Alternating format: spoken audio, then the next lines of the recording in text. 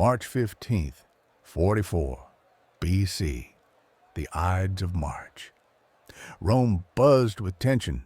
Merchants hurried through the narrow streets, citizens whispered in small groups, and the shadow of political intrigue hung over the city like a dark cloud.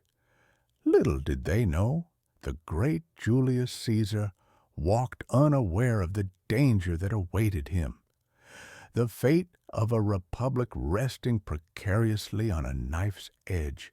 For years, Caesar had been the hero of the Roman people, conqueror of Gaul, victor of countless battles, a leader who reshaped the republic with vision and force. Senators admired him, citizens adored him, yet power has its enemies. Beneath smiles of loyalty, envy, and ambition simmered, quietly plotting a shift in the balance of Rome's fragile political landscape. Every decision Caesar made, every speech he delivered, was watched with admiration and suspicion alike. In the shadowed corridors of the Senate, a conspiracy began to take shape. Flickering candlelight danced on the cold stone walls, casting long, eerie shadows. Senators who once praised Caesar now whispered in secret, exchanging quick, tense glances. Every footstep, every murmur seemed amplified in the still night. They moved cautiously, sharing notes by candlelight, and every subtle gesture carried the weight of treachery.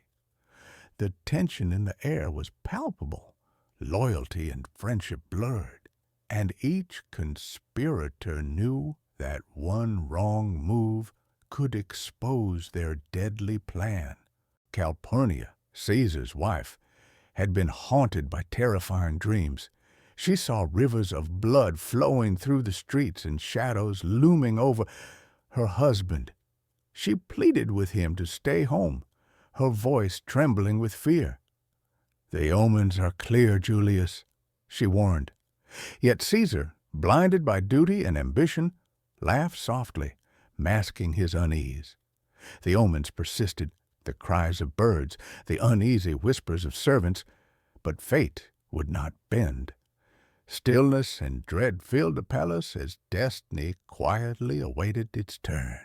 As Caesar rode through the cobblestone streets of Rome, the morning sunlight gleamed off the marble facades. Citizens cheered, children ran alongside the carriage, and merchants paused to watch. Banners fluttered in the soft wind, and the air carried the mingling scents of bread, spices, and the river. Caesar waved confidently, unaware of the conspirators' eyes following him with deadly intent. Every cheer from the crowd was juxtaposed with the silent menace closing in. The path to the Senate seemed bright and festive, but danger lingered in the shadows of the narrow alleys. Inside the theater of Pompey, the senators positioned themselves with careful precision. Casca struck first, breaking the fragile calm of the chamber. One by one, 23 daggers found their mark. Caesar's eyes widened. Et tu, brute?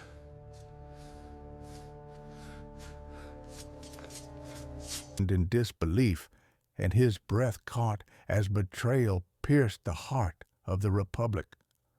The room erupted in chaos, muffled cries, the shuffling of feet, the clang of metal against robes. Every motion and gasp emphasized the gravity of the moment. Time seemed to stretch as history was written in fear and blood. The life of a great man ended, and the Republic trembled on the edge of uncertainty.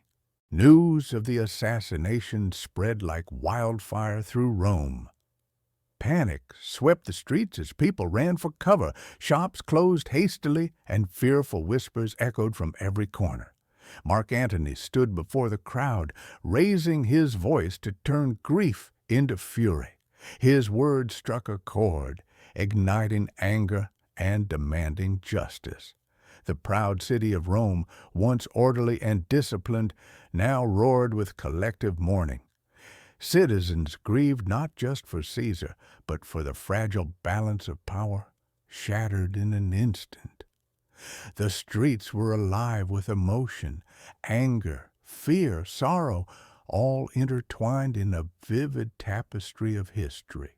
On the Ides of March, the daggers ended a republic, yet the story of Julius Caesar continues to resonate. History remembers not only the fall of a man, but the rippling consequences of ambition, betrayal, and power.